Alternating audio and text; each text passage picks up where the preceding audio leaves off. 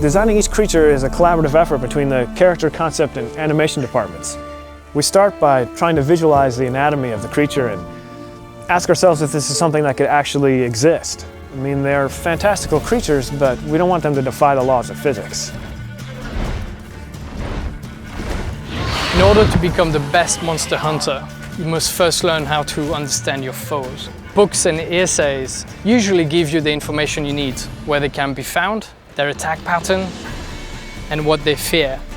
And it is your job to figure out the best way to kill them. Geralt has a lot of tools available at his disposal for fighting enemies in The Witcher 3. His steel sword, for instance, is used primarily for fighting human opponents, and his silver sword, which he uses for fighting monsters. Geralt can also use a crossbow for fighting ranged or flying foes that are trying to keep their distance from him. Crossbow is also very useful for fighting underwater against swimming monsters, such as the Siren. Harpies are vile feather creatures that fly around you and circle you. Now the only way to deal with them is first to bring them down. And that's where your art spell comes in handy.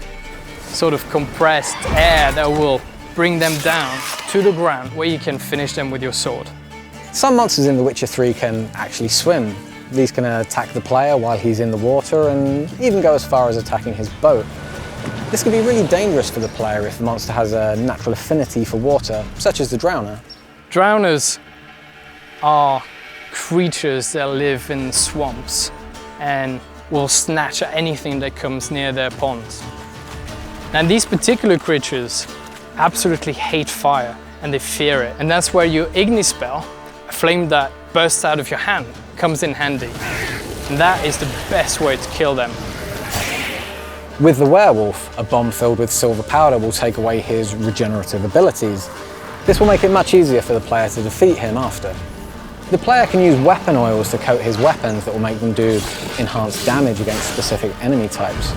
The real trick to using this, though, is to know when and where to use them, and that judgment is left up to the player based on his surrounding environment, the weather, and even territorial marks that other monsters may have left in the area.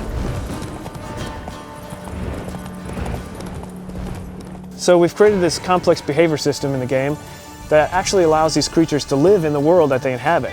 They're never just going to spawn in front of you artificially, and they don't just interact with the player.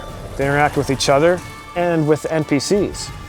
We've created a unique ecosystem that includes monsters, animals, and humans, all living together, fighting, trying to survive, and you are merely a spectator. Now it is your choice to interfere with whatever is happening in front of you. But don't forget, every action you take in The Witcher has its own consequences.